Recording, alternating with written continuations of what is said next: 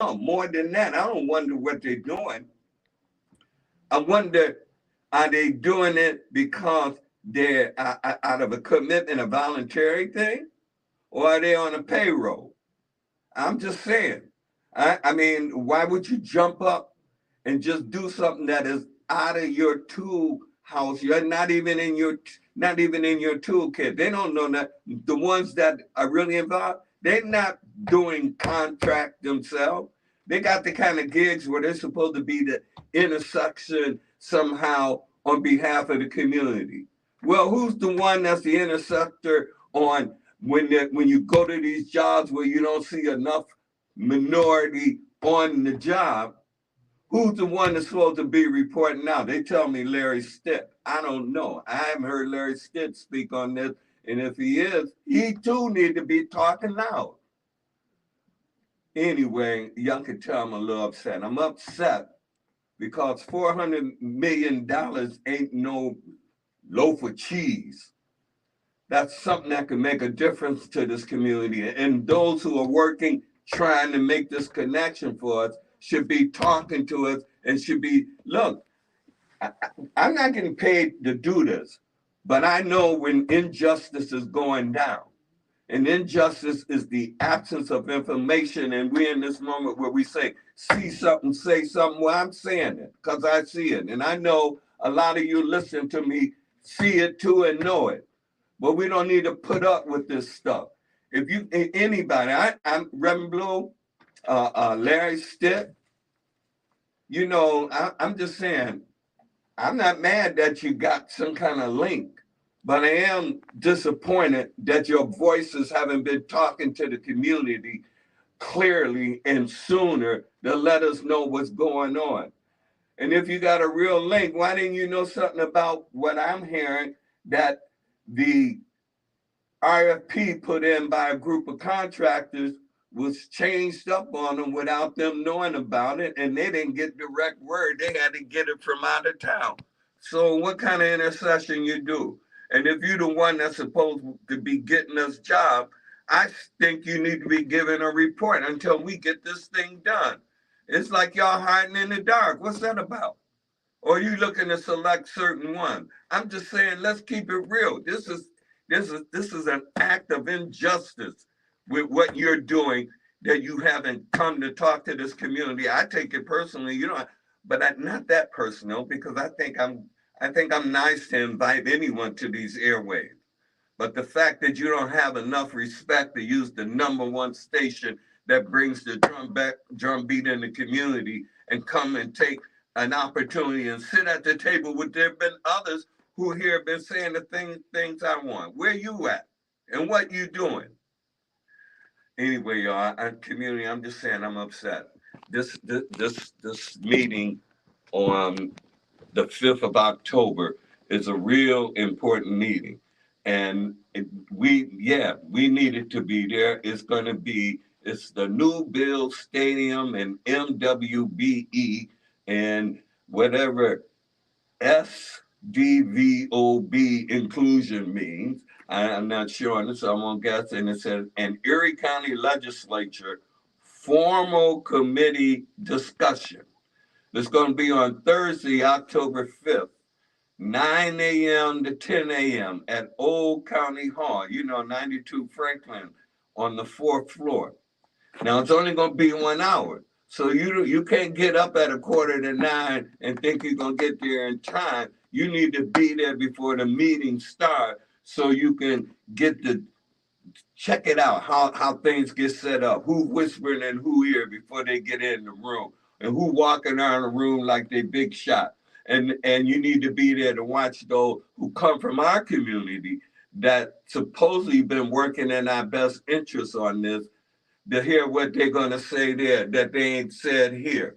Shame on them. Yeah, y'all go tell them Jim Anderson talking about them. Yes, I am. And let me throw something else in the pot because I'm a little I don't get it. I'm trying to understand.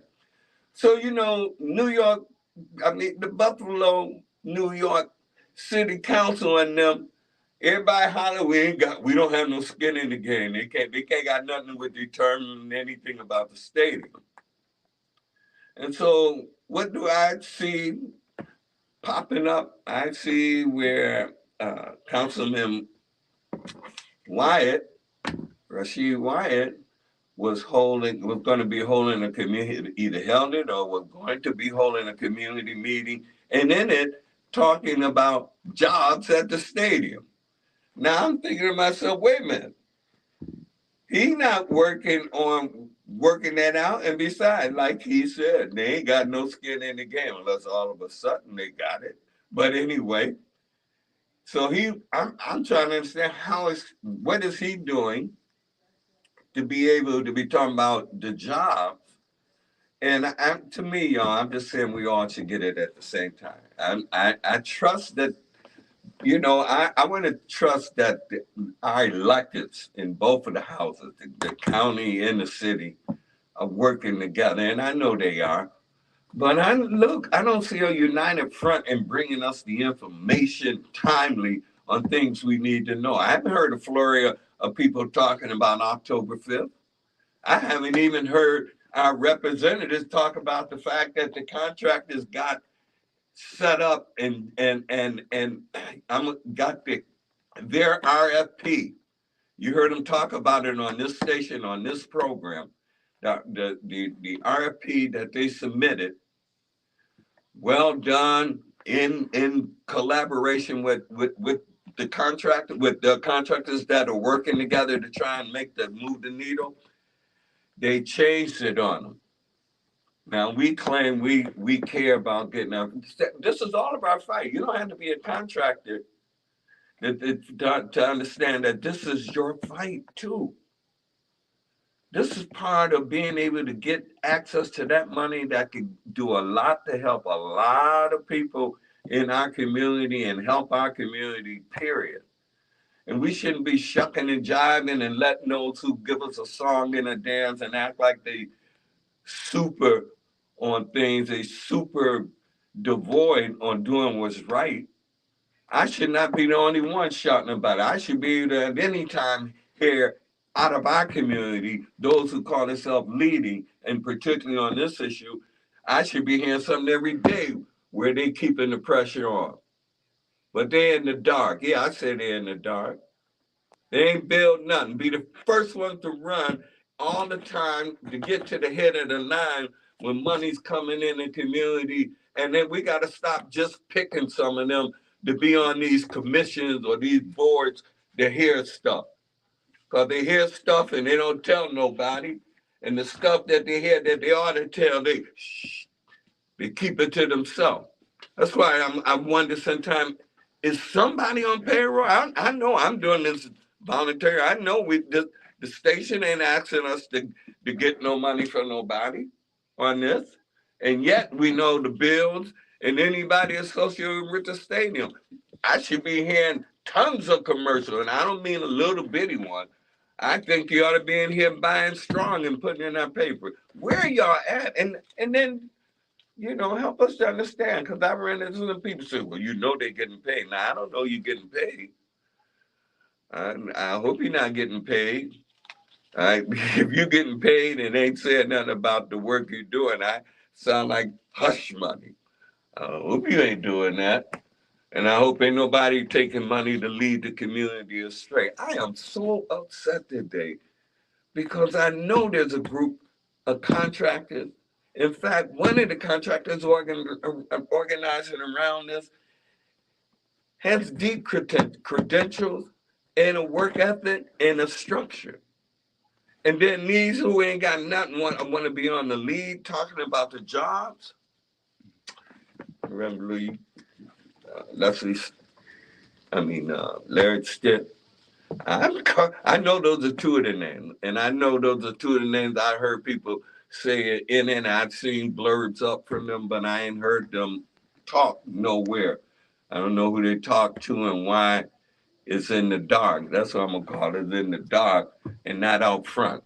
So I see something, so I'm saying something. You know what else? I'm gonna be doing something too.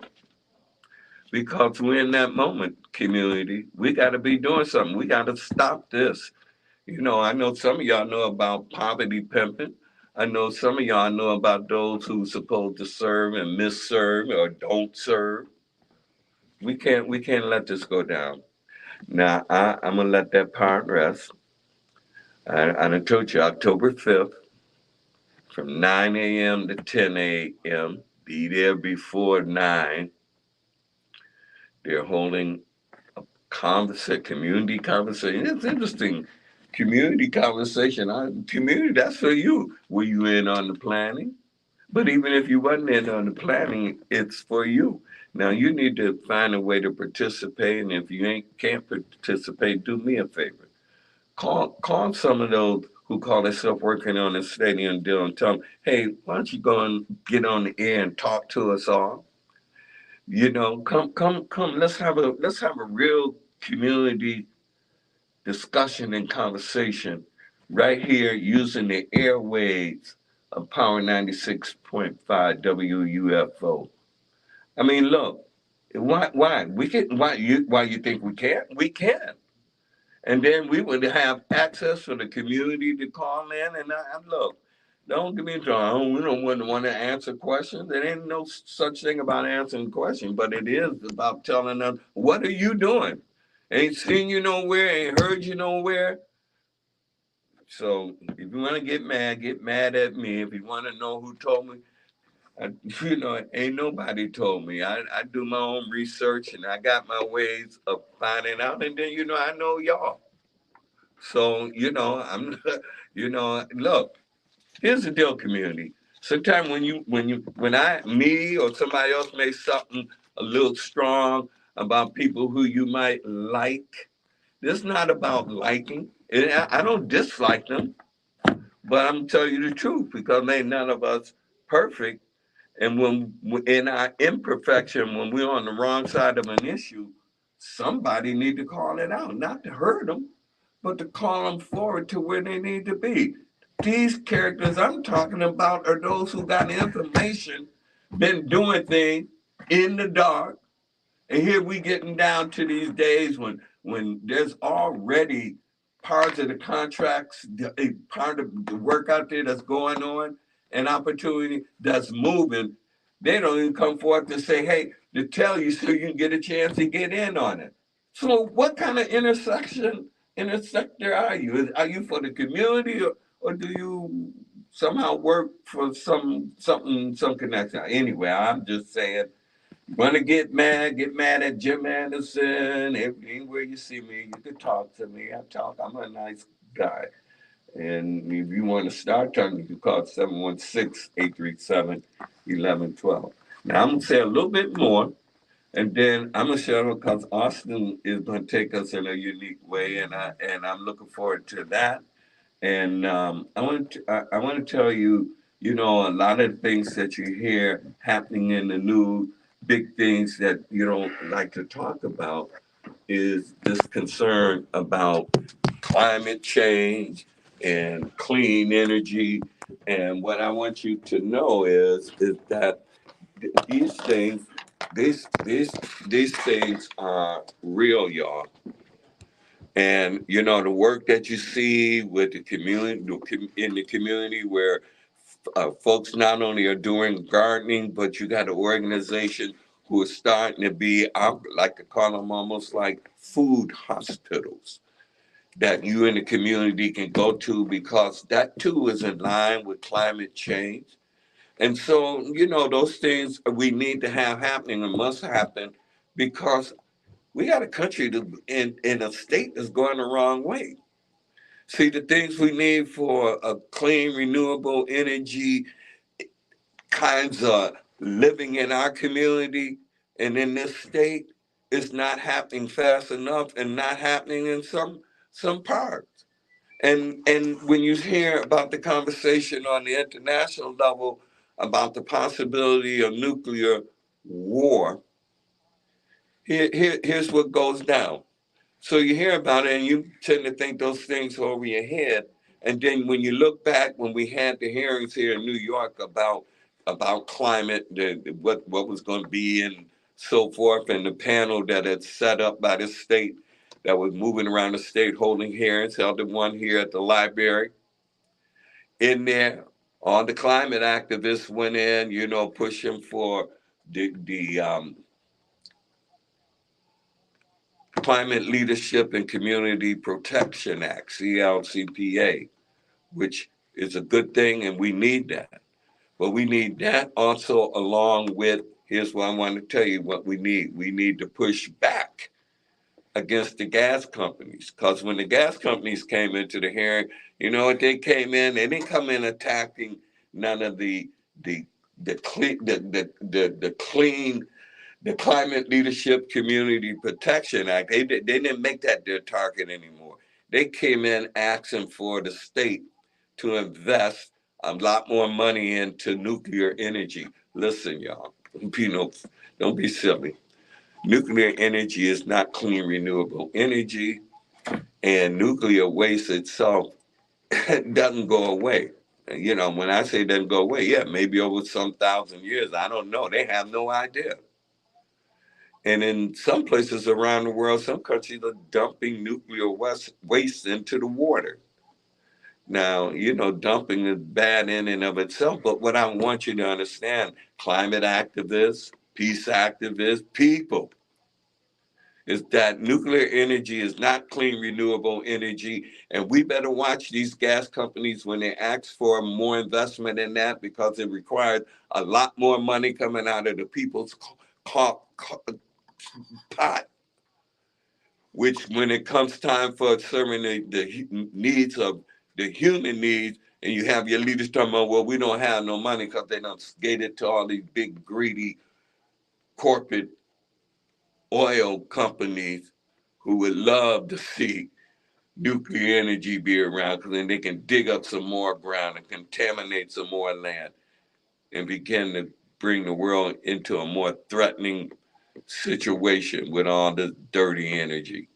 Anyway, you got that. You're going to hear more about that later on. But let me just say it's good to be here. And I know we're going to be getting ready to go to a break. And, but what's going to happen on that coming up after that break, and even prior before we get there, is Austin is I know he's going to be rolling out some stuff he want to. I'm looking forward to what he does. I may leave the room and let him, and so you saw it. So I don't want to be a distraction. I don't want you like, oh, look, I don't want to be looking cross-eyed. But I never look cross-eyed at him, because I'm telling you, the wisdom that comes with our young generation it is so beautiful to just look at. When you're in the presence and you hear the different levels, they go, look, you got to remember they're young. They're gonna try something, but when they hit that, it's like that beat, hit that beat.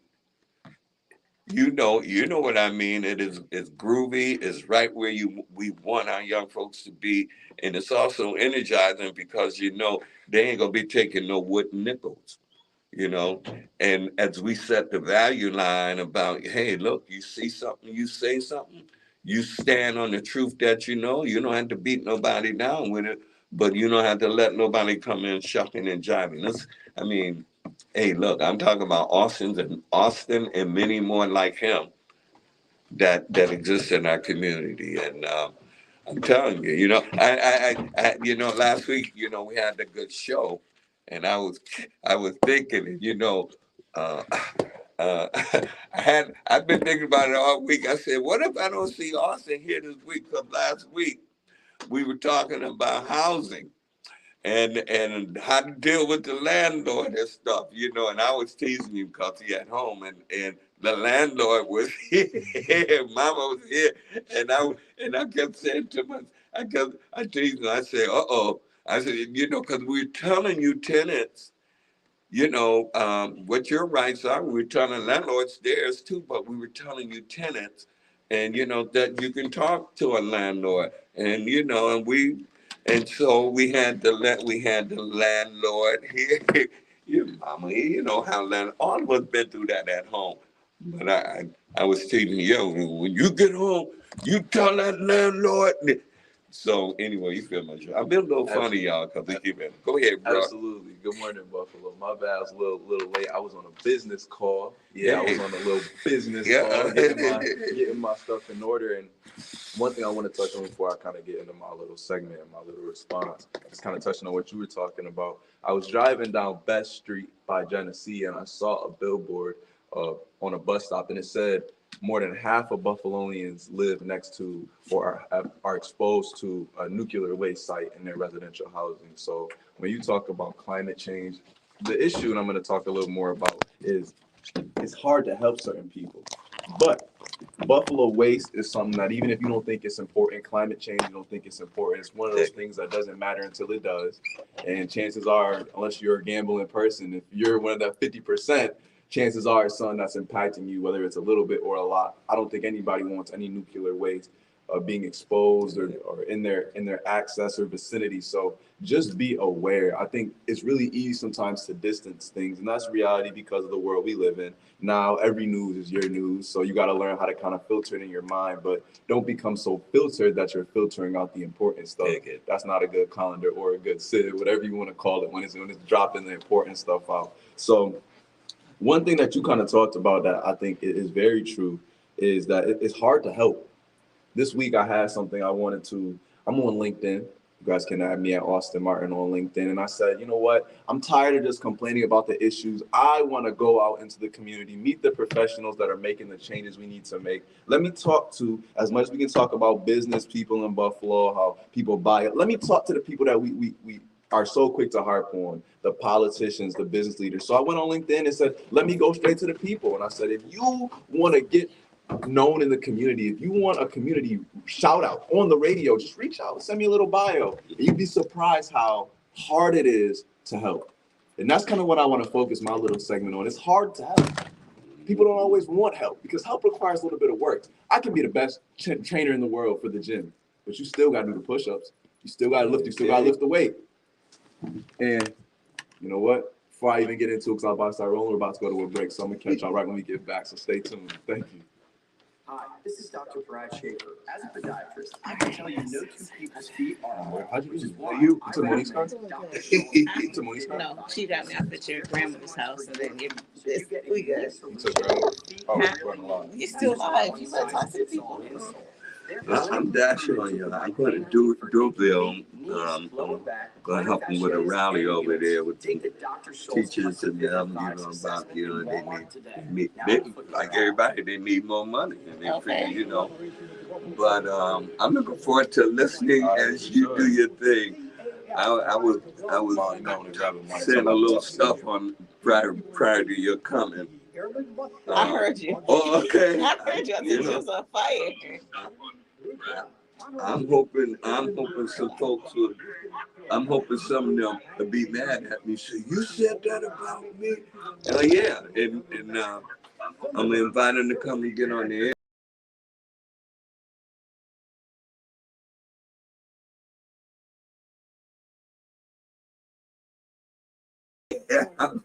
I'm just don't need a picture. I'm undercover. I'm undercover. How y'all doing? They can see you over here. All right. Oh, they can see me? They can see you if you stand next to us. Oh, okay. Boo. Hey, listen, how y'all? I'm going over to Duville because there's an action over there. Teachers, they're not getting paid like they should. And so, I'm going over and stand with some of the professors, and we're going to, do what we do on this radio show. We're going to bring truth, and it's a moment to see something, say something, and not only that, do something. So I did a little bit earlier. You go tell them people who I mentioned that, tell them, if you mad, go talk to him. That's scripture. We might, I want to talk with you. I got a table here. We could break bread. It'll be good. But I'm out of here because Austin got this. I'll look up with that. I appreciate it. All right, let's say thank you. And thank y'all for tuning in. If y'all had a show, I would be there. I would come in person. I'm going. All right. Good morning. We're back. Like I was kind of leaving on, I want to touch on hard to help. Now, We do have Jim leaving the booth right now, but hard to help. Like I was touching on, it's hard to help sometimes, and maybe you can attest to that. Sometimes it feels like you give people all the tools, all the things they need, all the information they need, and they just don't use it. They don't take it. It's like you don't even. I'm bringing you to water, and you don't want to drink, and you're telling me you're thirsty. What's going on? What's going on? My mom is looking at me in the booth because I think I may be the horse that don't want to drink sometimes. So I can attest to it. It takes one to know one. It takes one to know one. And sometimes I know as people we're very hard to help. Talking about the stadium, talking about other things. There, activism, getting people involved. Do you know I found something out? What did you find out? There's two types of campaigning strategies for politicians. I didn't know that. What there's a list of everybody who votes. So there are two types of politicians. There are politicians who go straight to people who voted. Why would I go spend my time on these other 10 houses when only one voted? I'll just go talk to the one. That's true. Right? And these are the successful politicians. I don't want to put names out there because this is some insider information, y'all. I'm just letting y'all know. I knew that though. Your grandmother told me that. There's some people who just go straight. There's other people who try to go to people who never voted and try to change the tide and change the way people move and create a new movement, upset the statistics and get people to the voting polls. And they struggle. Because it's like, why is it not important? I know I'm a communication coach, but this is really a question. And if you want to answer the question, you can call in at 716-837-1112. You tell me, how bad do you have to hurt to make a change? I don't know. Why don't you let me? I'm asking. Oh, I'm going to answer. Of course, I'm going to answer. But I'm asking. I want y'all to ponder on that. Take a 3-second silence and just ask yourself, how bad do you have to hurt to want to make a change? That's a great question. I know for myself, it took a lot of hitting my head. I realized I had some pride stuff going on. Even when people were serving up what was better for me, I still would resist. But I think speaking from a mom to a kid who no longer has the role of momager, he fired me. No, he didn't fire me. He didn't fire me as a momager. But I think one of the hardest things of being in that role, whether it's in a parental position or as a leader trying to impact change, is to want more for people than what they actually show that they want for themselves. Because you could say you have a desire, but are you taking action steps to do something different? And that's where the constraint comes in. So for some of these politicians, even as we talk about the stadium, my question would be, I'm just asking this question. It was a Bills game yesterday, right? It was a Bills game yesterday in a venue that I did an event with on Friday. The hotel was sold out. People were coming in from out of town, all the things. I didn't see any protests on yesterday during the game, and I'm not going to the game because minority contractors are not being considered. So why? Why should they care? And that's what I'm kind of touching on. We talk about voting.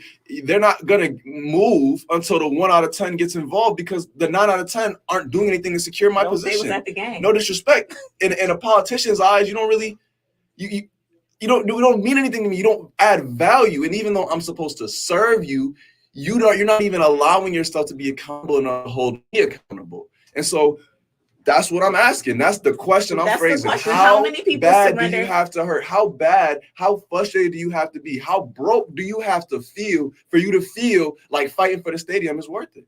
I don't know. That's a good question. Because I know that Jim has some great questions about different contractors that are getting paid because they're in the room and they're prepared for the opportunities, whether they're minority or not. But I guess I still go back to the question. If it's something that you're so firmly against, how many people said, I'm giving up my Bills tickets because the stadium's not coming to the city? You got a call coming in. Oh, and that's the point, right? And that's what we will quarrel on and we'll talk about and we'll talk and we'll talk and we'll talk and we'll talk. But again, how bad does it have to hurt? Yep. I think we have a caller. Caller, you are on the air. Good morning.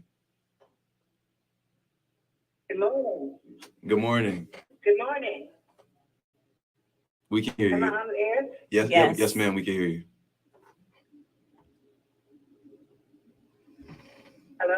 Hello? Yeah, Betty Jean Grant. Am I on the air?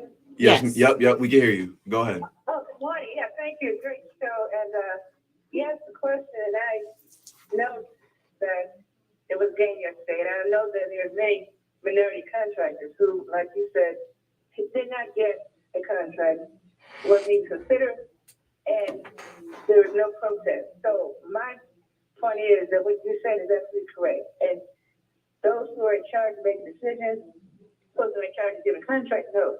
That we yell and scream one day and we forget about it. And there's no concerted, organized, unified effort in this community, the minority community that's being deprived and denied time and time again to us. They should have been, absolutely. We should have shown the world what the Bill's organization and those who we like to choose sort of think about the minority community and getting the fair share of contracts that has been legally afforded to the minority community. There is a county law that states that 30% must be involved. But here we have one legislator, April Bassett, fighting a war by herself, trying to do that. She needs support. She needs those who know to organize. She needs the young. And I'm putting my bet on the youth because I know I work with old folks and grown people all my life, and we're here today because we never had unity and organized protest meeting in the last decade. So I'm asking the community, if you want something, if you want contracts from that multi-million dollars, probably $2 billion more, build contract, then let it be known now before that deal is built. Once that contract is signed, they can't ignore the African community. They can't ignore it. Absolutely. So I said, keep on fighting, and I see you. I did have to tune in, so I don't know even who's hosting the show, but I see you as the leader that we need to bring these issues forward, to organize the young people, because mistakes given up on those of us my age and younger who is going to take the ball and run with it. You know what? Be and adjust, don't sit down, be like the people that South were in the 1960s, fight, organize, never give up, and never settle, and never compromise. Absolutely. Thank you. You have a great day as well. That's a lot of responsibility for me to be the leader of the youth. We have another caller, but I'm just going to answer real quick to what you were saying. I think that's true. We need to organize. And I would ask, again, I'm asking.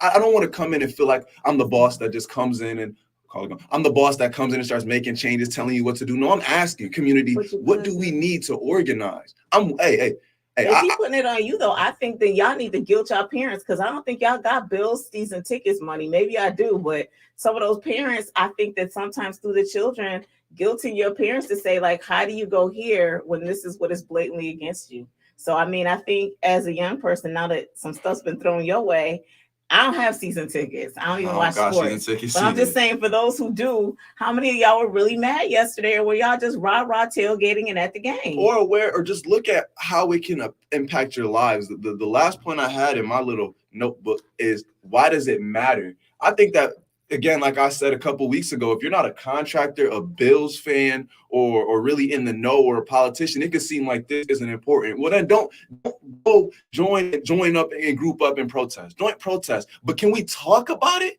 Can we just be aware that every time you complain about something, this is why you are contributing to the problem? If you don't want to solve it, it's okay. You can be okay in the hurt. You can be okay there. But if that's the case, you just be aware. Let's have the conversation. Let's stop acting like we're not, like the problems aren't in front of our faces. I know we have another caller. I'm going to chill out. Caller, you are on the air.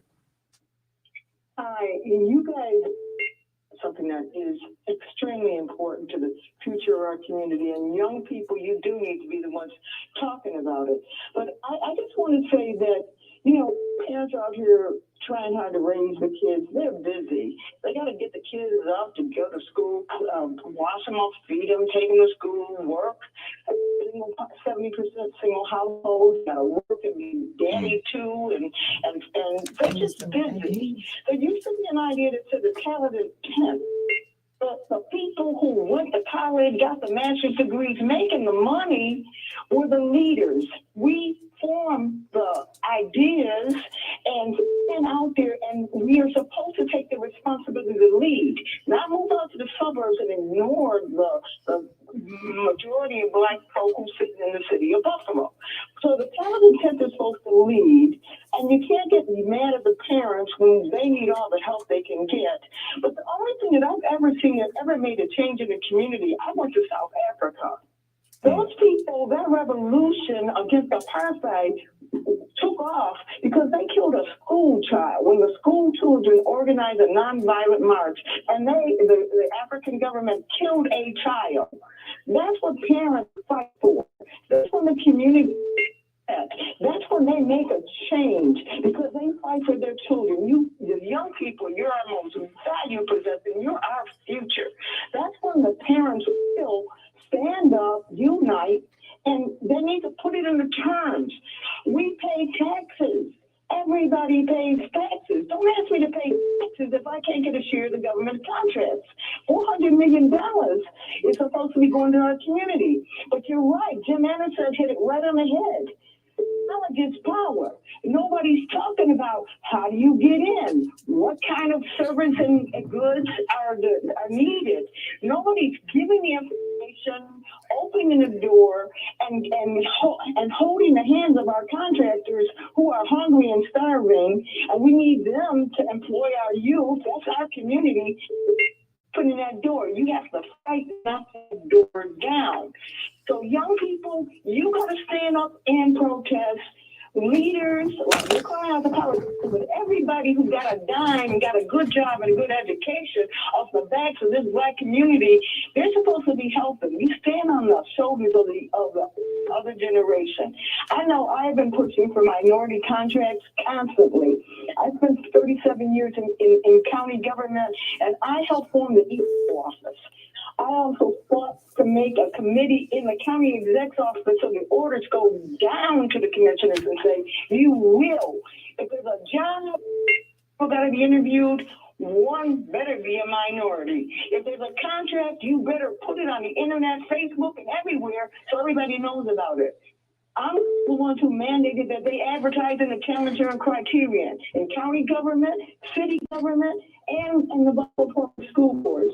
We all have to take this fight. April can't fight this battle alone. I'm going to do everything I can do to help her because we need to have businesses so we can hire our own, so we can contribute to our own politicians. It's all about, this is a communist, a capitalist country, and you got to be about the business. And I'm gonna get off this. I do appreciate the call, and one thing I want to touch on that you said, and this is the specific, right? You said that we fight when our children are harmed. Do they have to die in front of you? Because we're dying. Oh, we're dying. We're dying right now. The school to prison pipeline is real, right? Oh, no, I was getting a little quiet. Yeah, the school to prison pipeline is real, right? Opportunities aren't there for real, right?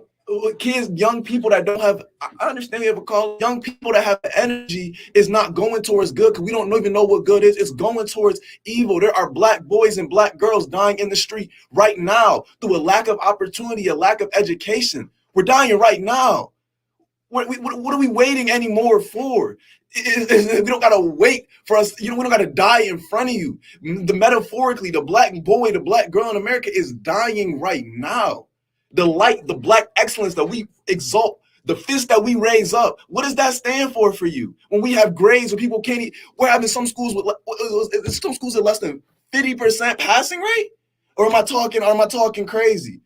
You see, I don't even know the data, and I'm making assumptions that are that bold. 50%, more than 50% failing rate, and I don't even feel wrong guessing that. The Black boy, the Black girl in America right now is dying.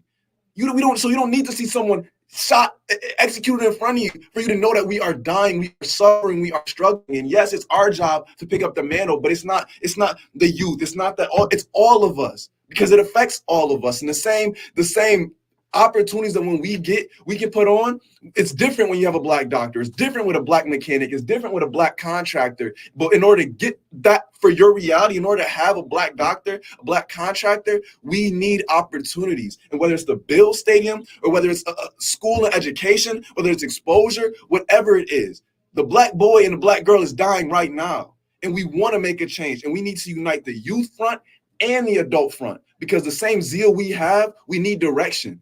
Older generations have made changes. Civil rights wasn't easy. It wasn't given to us. I know we got a caller. I'm sorry, caller. I just got to finish this piece real quick. I know civil rights wasn't easy. We did that. Show us how we did that and how we can apply it today, and that's how we make the change. I'm sorry, caller. You are on the air if you're still with us. We can Is hear. it- Good morning. How is everybody? We're doing well. How are you? I am doing fantastic. I wanted to call and talk about the first thing about climate change. Absolutely. There was a story, what's that, a series like the Twilight Zone. And if you look at the script, I used to love to watch it and stuff like that. As I got older, I understand it more. Everything it shows nuclear war and stuff like that. Armies and soldiers out there with guns, food rationing, people killing each other. It is so true. The writer who did that, Ron Serling, back in the 50s, he had a very, very deep insight what was going on. And if anyone look at the old Twilight Zone, you can see it going on right now. And they say, well, why should I really, care about the earth? They is not really paying that no attention, but it is so true. Number one. Number two, the Buffalo Bills Stadium and stuff like that. If black people get out there and boycott, it's only like what? Enough to fill one finger. White people have the majority of the bucket. I'm sorry. White people are the majority to go to the Buffalo Bills game. So if we get out there and protest and stuff like that, out there it's really not going to do, any good. What we should really do and stuff like that, the person that is in charge, we all should get together and protest the main person up at the top. And it's like, really, really do something. Then the last one I want to talk about, black excellence and this and that. We never look at our past to see where we came from. If we look at our past to see where we came from and stuff, it could really turn us around. I went back far as 1820 with my family history. A lot of these young people don't know. It was a federal law. We wasn't allowed to read or write. If we could read and write, they would cut our tongue out. We didn't know that. They walk around with the baggy pants like that's all cool. No, back during slavery times and stuff, you wasn't allowed to wear a belt for slaves anyway. Try running from your master with your pants baggy down. It's not going to work that way. And that's just all I want to talk about. And I really enjoy your program every week. It's excellent. That's all I want to say. And I want everyone to have a blessed week. Thank you. Thank you. I appreciate it. You have a blessed day as well. On the climate part and about just the earth in general, I'm gonna let you reply. I want you to talk a little bit about food, right? We talk about the climate and the earth's health. Talk even about food. I think that it's bigger than just the climate. The world we live on, I'm sorry to say, I don't know when we're getting. I don't know if we're getting to Mars. I don't know if we're getting to the moon. So let's just look at what we're on right now. Right. The earth we're on right now, and it's so fun. It's so easy to fanaticize climate change. Oh, it's those extremists, those people who are just talking extreme. But what it is, a lot of times, is people who just see the future. Maybe you're not worried about how the earth is going to look in 100 years. I am. You don't have to look 100 years. I am, but you don't got to look 100 years. I feel, we're almost to the close of the program today. And I just want to say that often we are playing checkers and there are people playing chess. And what I mean by that right now is that we're looking at what we see and we're not looking at the systemic or things that are happening beyond what our visuals can see right now. So like this Bill Stadium thing, this was being talked about probably years ago. And there was a plan that happened and there was research and studies that happened because they say behaviors won't change. As when it comes to the food and the climate, that's a whole big thing that I would say, please do your research. Where you're getting your food from. Are you really checking the sources? You don't even know if we're putting good stuff into our bodies, especially if we're not farm to table communities. We're going to stores trusting that they're giving us the best thing. Now they're giving us the best thing that they can give us at a price that we'll pay it. That's a tangent. But when it comes to movement, even though we might not be a huge population of ticket holders, a movement takes place when you have a person doing something that's peculiar and then people they start connecting to that. So even if there were 10 people, just like we saw yesterday in Williamsville, there were 2 people standing on Main Street in Williamsville holding a sign against abortion. But it got my attention. It got my attention to start having a conversation. So yeah, we might not have the masses, but if every game there was here in Buffalo, there was a group of people actually protesting, there might be people who are white, black, Latina, anything that just are not aware of what we're complaining or frustrated about. But if you have a group of 10 people with some bright colors, that are consistently there, that is going to get some attention for at least a conversation, which then we can understand bigger than what we might be talking about. And that's why I'm using that framework of we're playing checkers and other people are playing chess, because they know more, they have different perspectives, they understand a bigger scope than what we see on the surface. The evidence is not really what's really there. It takes a whole lot of time for that to be strong. And if we don't understand the root, the systematic things that are connected to it, we can't be prepared. And we keep having conversations and people can't even hear us, because there's this analogy with this great book called Turkeys and Eagles. And so you got the eagles up there having conversations because they can see the whole big plan. And we're turkeys here that can't fly, just talking and complaining about things that they're not even considering. But if we started to hold stuff up to get their attention or to block their view as eagles, they're going to pay attention. At least it's a distraction. So I want to encourage us, if our numbers are small, it's okay, because we can be strong and mighty, and small and mighty, by at least sparking up, getting some attention.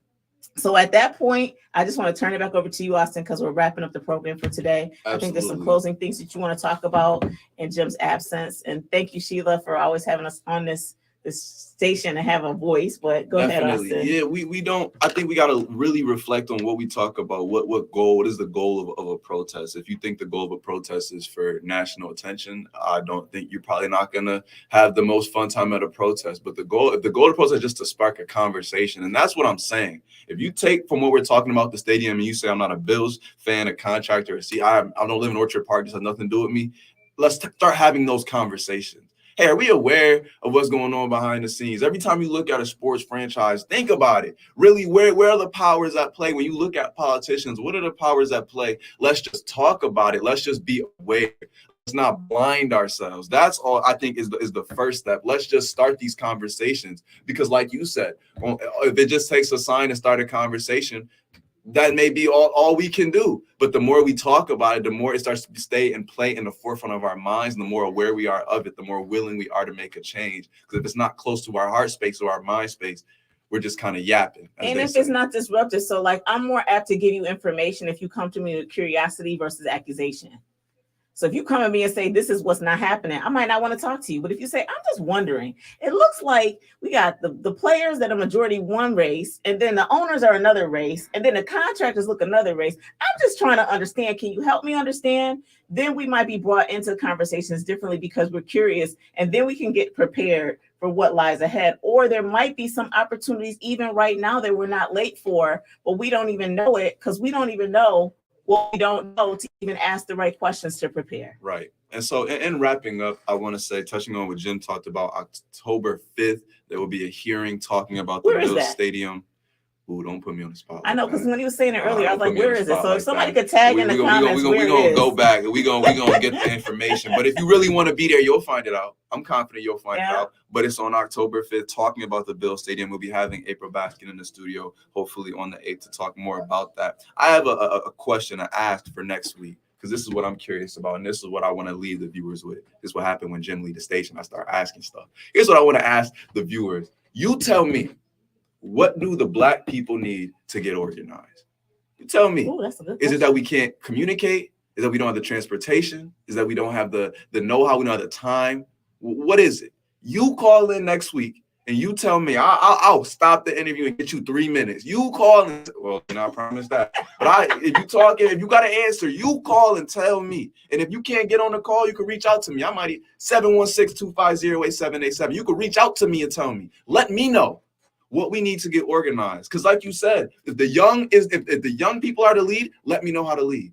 Because I got the zeal, but you had the knowledge. So you let me know what it takes to make a change, and we'll start working on this stadium. I want to thank y'all for tuning in. Be sure in the future to call in again at 716-837-1112. We hope to see you guys next week. Thanks again, and have a good one. Bye. A conversation.